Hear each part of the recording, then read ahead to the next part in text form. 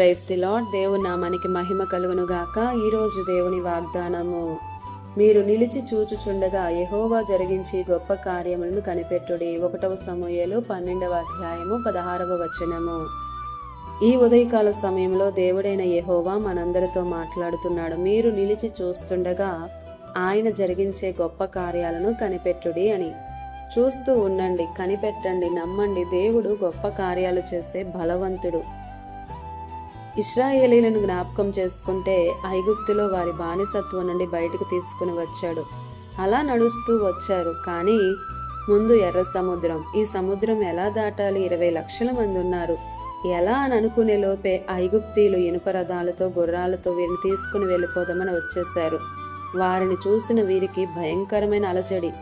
వీరిని తీసుకొచ్చిన మోషే మీద తిరుగుబాటు, చంపేద్దామని అనుకుంటున్నారు. మోషే, మీరు నిలిచి చూడండి, గొప్ప కార్యం చేయబోతున్నాడు. నేటి వరకు మీరు చూస్తున్నటువంటి ఈ ఐగుప్తీయులు ఇక మీదట ఉండరు అని చెప్పిన మోషే మాటను నమ్మారు, ప్రార్థన చేశారు.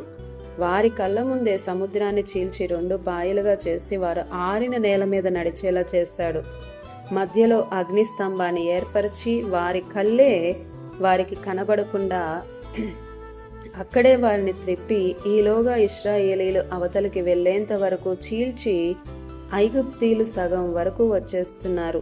ఇశ్రాయేలీలు చూస్తుండగానే కళ్ళ ముందే సముద్రం కలిసేలా వారంతా మునిగిపోయేలా చేశాడు. వారు చూస్తుండగానే గొప్ప కార్యం చేశాడు దేవుడు.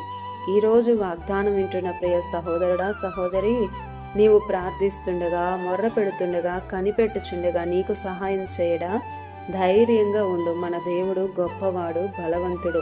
గొప్ప గొప్ప కార్యాలు చేయుటకు ఈ లోకంలో ఆయనకు మించిన వారు ఎవ్వరూ లేరు. ఆమేన్.